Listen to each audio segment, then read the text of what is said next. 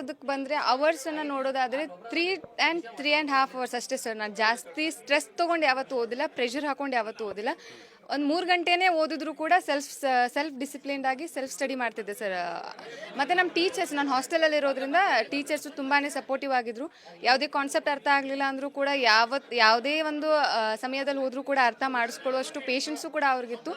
So ಅವರ ಒಂದು ಎಲ್ಲರ ಸಪೋರ್ಟ್ನಲ್ಲಿ, ನನ್ನ ತಂದೆ ತಾಯಿ ಸಪೋರ್ಟ್ನಲ್ಲಿ, ನಮ್ಮ ಪೂರ್ತಿ ಕ್ರೈಸ್ಟ್ ಡಿಪಾರ್ಟ್ಮೆಂಟ್ ಅಂತಲೇ ಹೇಳ್ಬೋದು, ಪೂರ್ತಿ ಕ್ರೈಸ್ಟ್ ಡಿಪಾರ್ಟ್ಮೆಂಟ್ ಅವರ ಹೋಲ್ ಸಪೋರ್ಟಿಂದ ಇವತ್ತು ಈ ರೀತಿ ಆಯಿತು ಸರ್. ಸ್ಕೂಲ್ ಬರ್ಗಿ ಅಂತ, ಇಲ್ಲೇ ನಮ್ಮ ಹಳ್ಳಿ ಪಕ್ಕ 3 ಕಿಲೋಮೀಟರ್ ಇರೋದು. ಸೊ ಆ ಸ್ಕೂಲಲ್ಲಿ ನಾನು ಪ್ರೈಮರಿ 5th ಸ್ಟ್ಯಾಂಡರ್ಡ್ವರೆಗೂ ಮುಗಿಸಿದ್ದು. ಅದಾದ ನಂತರ 6th ಸ್ಟ್ಯಾಂಡರ್ಡಿಂದ 10th ಸ್ಟ್ಯಾಂಡರ್ಡ್ವರೆಗೂ ಮೊರಾರ್ಜಿ ದೇಸಾಯಿ ವಸತಿ ಶಾಲೆ ಮೆಳ್ಳಿಗೇರಿ ತಾಲೂಕು ಮುಧೋಳಲ್ಲಿ ಓದಿದ್ದು.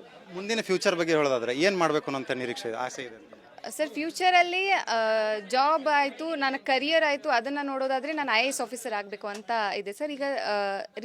ಈಗ PU ಸೈನ್ಸ್ ಮಾಡಿಕೊಂಡು ಆ ನಂತರ IAS ಆಫೀಸರ್ ಮಾಡುವಂಥ ಯೋಚನೆ ಇದೆ ಸರ್. ಇಂಪಾರ್ಟೆಂಟ್ ಅಲ್ಲ ಸರ್, ನಾವೇನು ಕಲಿತೀವಿ, ನಾವು ಯಾವ ರೀತಿಯ ಮೌಲ್ಯಯುತವಾದಂಥ ಶಿಕ್ಷಣವನ್ನು ಪಡ್ಕೊಳ್ತೀವಿ ಅನ್ನೋದು ತುಂಬ ಇಂಪಾರ್ಟೆಂಟ್ ಆಗುತ್ತೆ.